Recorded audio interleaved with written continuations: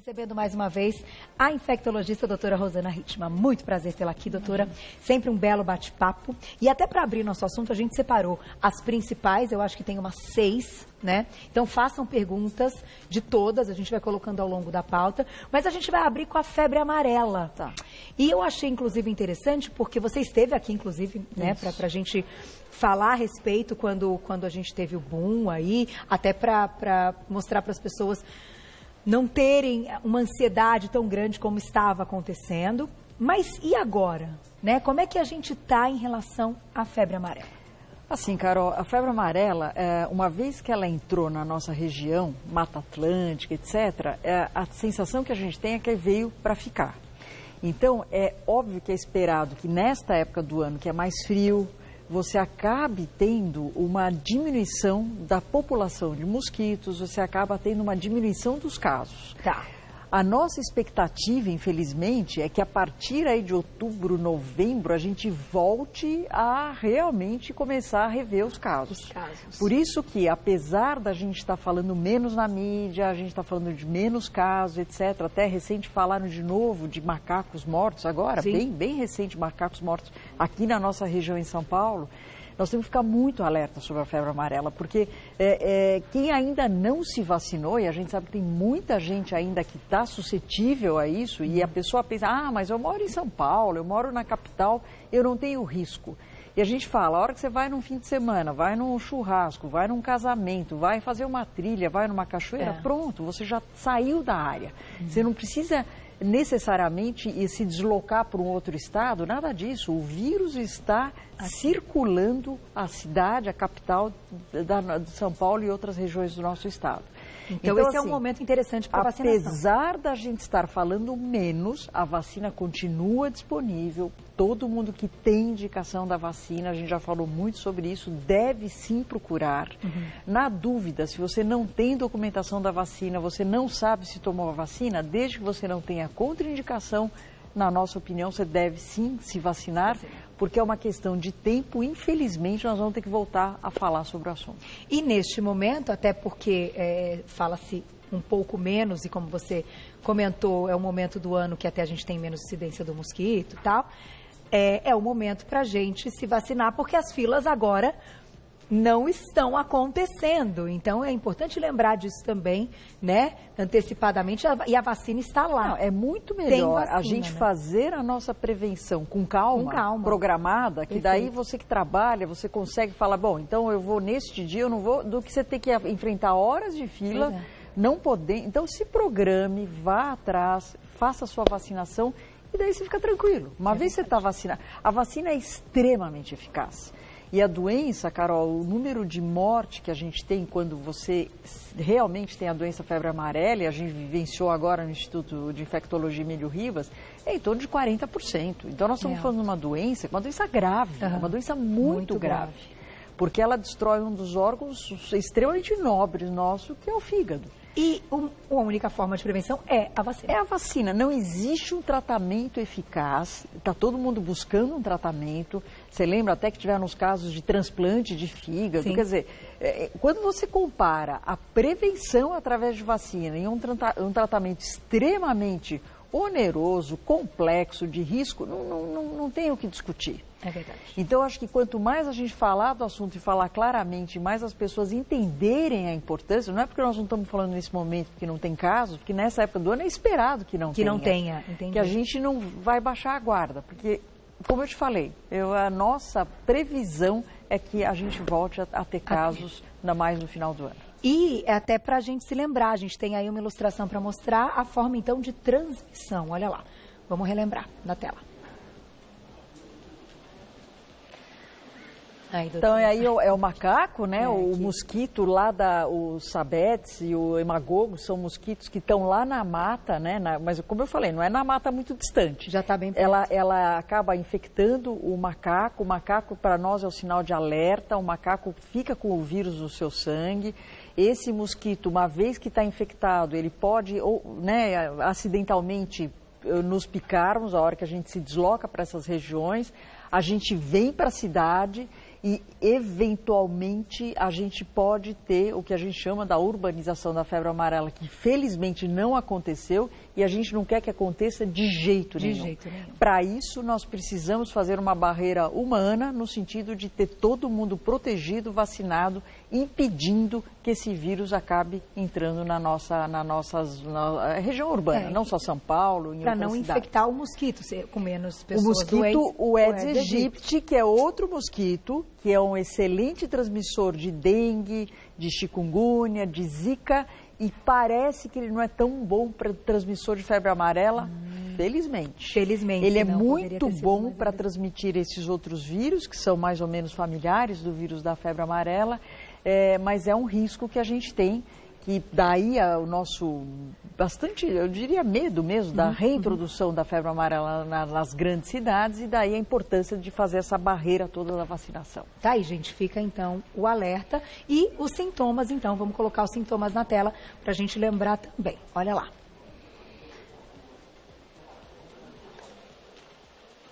Então, aí são os dois ciclos, né, que você tem, o macaco, o mosquito e o homem, né? O homem, uma vez infectado, ele pode ter outro tipo de mosquito que vive mais na área urbana e ter aquele risco que eu te falei da urbanização. Então, isso basicamente é o ciclo que a gente chama didaticamente do ciclo silvestre e o ciclo urbano da febre amarela. Então, aqui não é exatamente os sintomas, né, mas tem a ver com o ciclo do vírus e do mosquito. Os sintomas estão aí? Estão, Glaucia? Então agora sim. Então, a gente mostrou o ciclo e agora isso, sintomas. É isso aí. Então, você pode ter hemorragia. A icterícia tem a ver com a insuficiência do fígado, né? Que é o órgão predileto aí do vírus da febre amarela. Você tem febre, dor no corpo, você tem dor de cabeça, ou seja, é um quadro sistêmico. É um quadro geral, generalizado. Em geral, existe um período de ligeira melhora, você começa com esses sintomas, daí você pode ter uma ligeira melhora e a partir daí você acaba tendo um quadro mais grave de franca hemorragia, insuficiência do fígado, que ou você vai para o transplante ou eventualmente para o óbito. Então, realmente é uma doença que nos preocupa bastante. A gente já falou aqui em São Paulo, a gente não tinha experiência com febre amarela, porque nós não tínhamos casos e infelizmente agora a gente adquire agora real, agora é real, faz parte do nosso convívio e a gente realmente está preocupado com isso. Então, a gente roda e cai na vacina, que é a melhor coisa. Não adianta alguém falar, mas dá para matar o mosquito que está na mata? Não, ele existe, vai sempre existir lá, ele fica na copa das árvores. O macaco, para nós, é fundamental. O macaco serve de um alerta para nós de que o vírus está perto. Então, a hora que você encontra um macaco morto por causa de febre amarela, você tem que ter uma ação imediata naquela região, exatamente porque naquela região a gente sabe que está tendo a circulação do vírus. E vamos agora falar de dengue. A gente tem que se preocupar com a dengue também o ano inteiro, né? Também. Da mesma maneira, a dengue, o maior número de casos não é nessa época do ano, é mais no início do ano, tem a ver com verão, com chuvas, etc. O mosquito é outro, é um mosquito que está na região urbana, que está dentro da cidade, por isso que a gente acaba se infectando aqui dentro dos grandes centros urbanos mesmo. E a dengue é outra doença também que a gente teve em 2015, 2016, um número enorme de casos. Dá uma dor, a dengue, a gente brinca que o paciente fica dengoso, porque ele fica com muita dor no corpo. Ela dá uma dor importante, febre alta, dor atrás dos olhos, dor abdominal. É um quadro, quem já teve sabe o que eu estou falando, que é um quadro realmente bastante importante. E também bem perigoso e sério, principalmente nos grupos de risco, né? Crianças, idosos. Isso. E o ideal, em termos já indo direto na prevenção, porque a gente tem várias outras leis para falar, é aquela coisa de sempre. Quanto menos criadores do mosquito a gente tiver domicílio, melhor. Naqueles anos que nós tivemos a crise hídrica, etc., a gente imagina que o número de casos aumentou também por causa disso. Muita gente guardando água em casa. 2017 não tivemos crise hídrica, não sei se é só esse fator, que também tem os ciclos da doença, mas o número de casos esse ano, felizmente, muito mais baixo. Diminuiu. Muito bom. Tá aí, já retomamos então os sintomas. Vamos para o próximo, hepatite A. Esta é super importante do momento, Carol. Nós vivenciamos, não só aqui no Brasil, mas o mundo está vendo um surto mesmo de hepatite A. Hepatite A é um vírus que causa, o próprio nome já fala, uma inflamação do fígado, né? O fígado é um órgão essencial para nós, ele tem várias funções. Nós temos um fígado só. Lembrando, né? Então a gente precisa cuidar muito bem do nosso fígado. Está aí na tela mostrando onde é o fígado, né? A vesícula biliar está praticamente dentro do fígado. E a hepatite pode ser causada não só por vírus, mas também por bebida alcoólica. Tudo que inflama o fígado, irrita o fígado, às vezes medicamentos, etc. Você pode ter uma inflamação desse fígado e com várias consequências do ponto de vista, a própria hepatite A, o vírus da hepatite A, ele entra pela boca, ele é um vírus excretado pelas fezes, ele entra pela boca.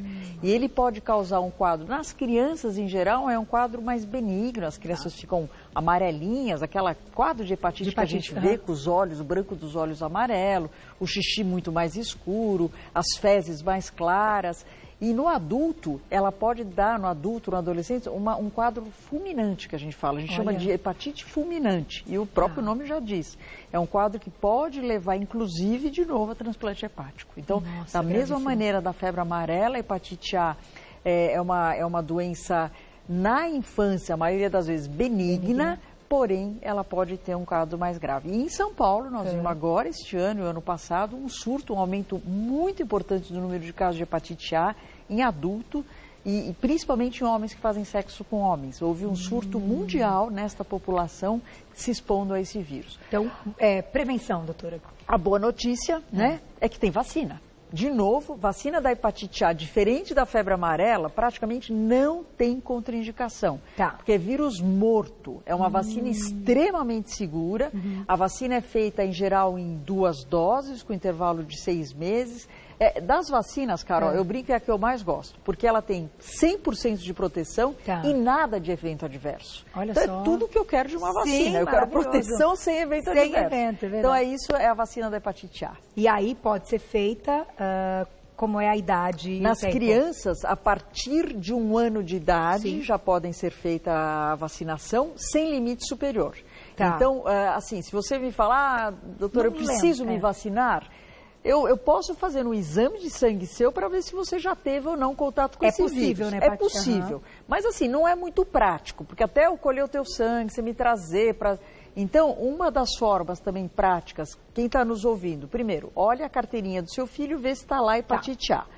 Se você não tem carteirinha, não sabe e quiser se vacinar, você pode se vacinar. Não tem problema. E ficar protegido contra o vírus da hepatite A. A vacina da hepatite A, então, é uma vacina que entra no calendário anual. Então, vamos só esclarecer uma coisa. Para as crianças, ela está no Programa Nacional de Imunizações. Toda criança brasileira tem direito a essa vacina a partir de 1 ano de idade. Ela entra no nosso calendário.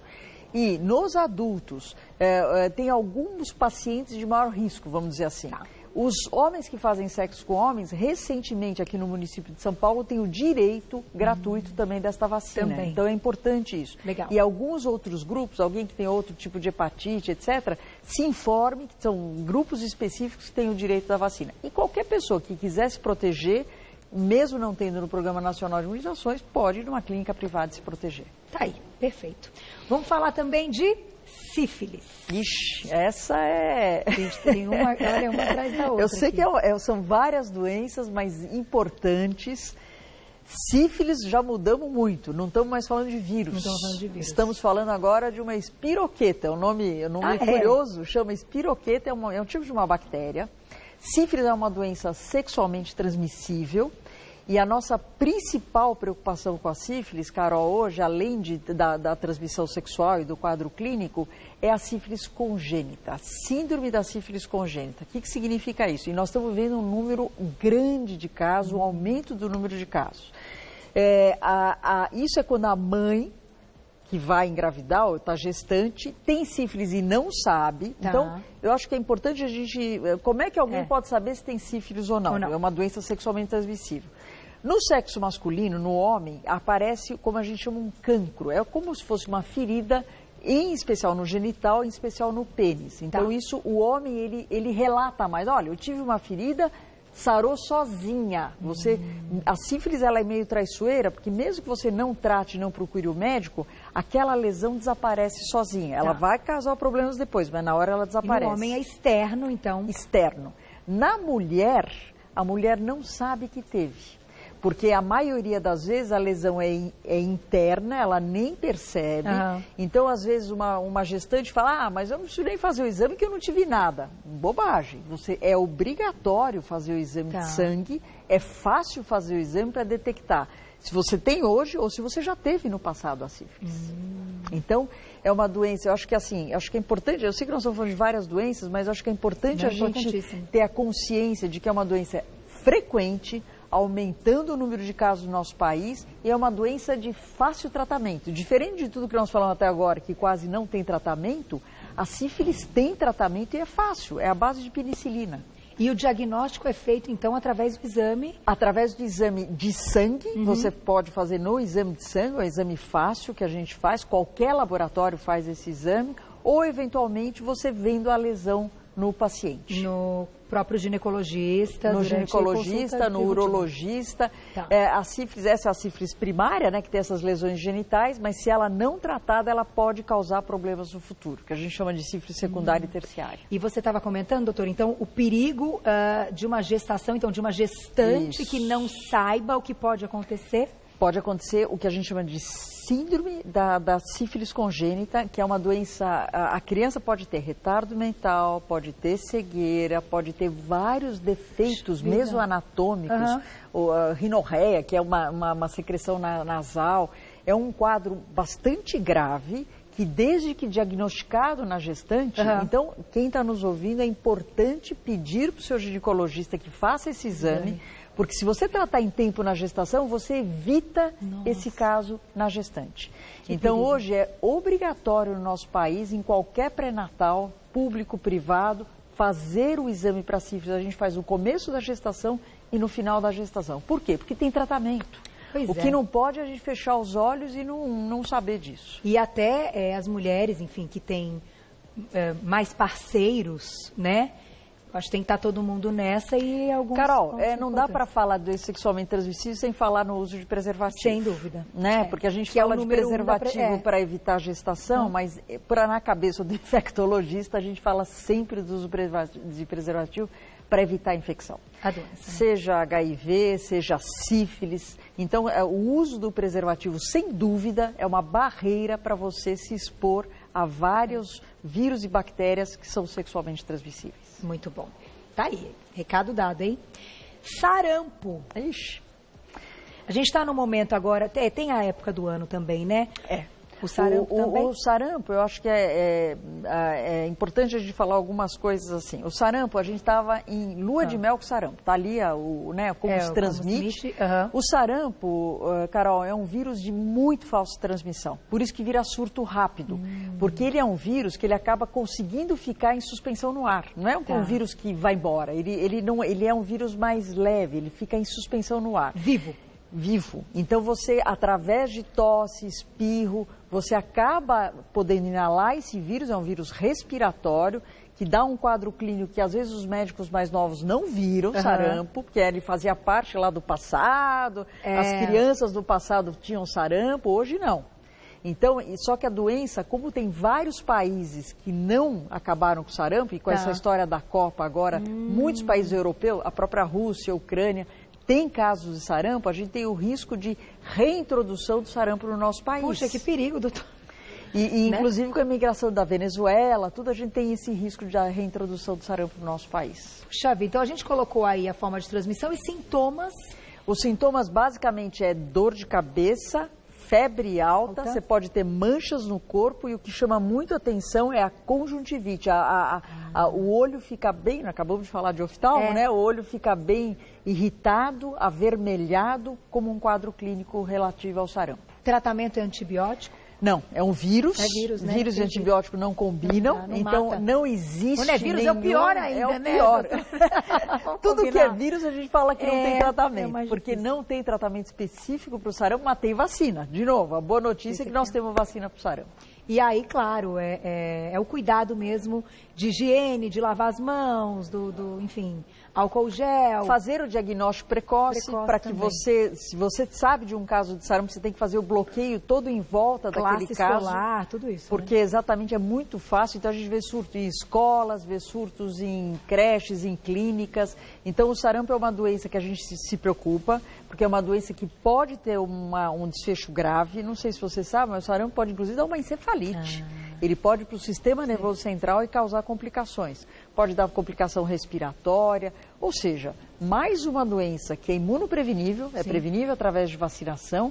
A vacina é gratuita na rede pública, então, de novo, procure, cheque sua carteirinha de vacinação, que o vírus está sendo reintroduzido no nosso país através da Venezuela. Puxa, temos casos em Roraima, Amazonas e assim vai.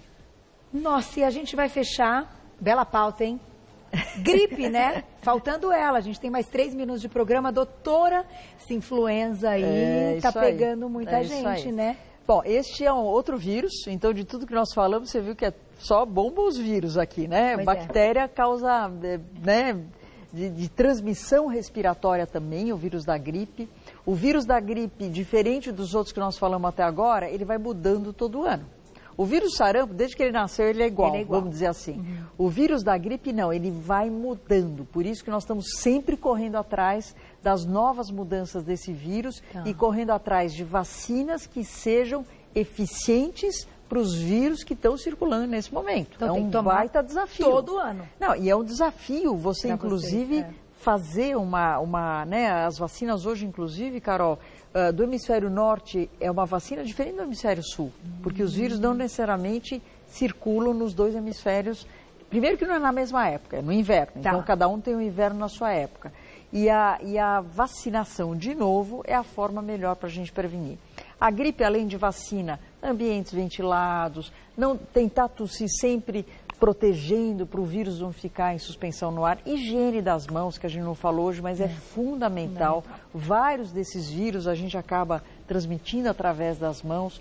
Então, assim, de novo, é uma vacina que está, a campanha inclusive foi estendida, essa vacina está em campanha ainda no nosso país, tem vários grupos em que estão incluídos na campanha, os grupos de maior risco de ter doença mais grave estão incluídos, então bora vacinar. Pra ficar de fora. Bora vacinar. Até para encerrar, doutora, como a gente está falando de influenza, e recentemente a gente teve um caso aqui de uma pessoa bem próxima que comentou, para que a gente tenha certeza que é esse vírus, tem um teste salivar? Você pode fazer a pesquisa na secreção respiratória, né? Não é bem na saliva, mas é naquela secreção respiratória. Tem um teste que a gente chama de teste rápido, né? Que você consegue fazer, inclusive, em um pronto-socorro, etc., para ver se é influenza mesmo e qual tipo de influenza. Influenza A, influenza B. Então, tem como você fazer o diagnóstico. Para entrar com o remédio certinho, né? Diferente dos outros vírus, este tem tratamento. Tá aí. Doutora, vou te agradecer, estamos acabando, vou fazer um agradecimento ao Instituto de Infectologia Emílio Ribas, que permitiu que hoje a doutora Rosana Hittmann, infectologista, estivesse com a gente. Muito obrigada mais uma vez. Estou aqui babando, gente, é uma aula, né? Imagino que vocês aí em casa também. Uma delícia, obrigada sempre. Vamos conseguir assim que a gente melhora tudo, não é? Isso aí.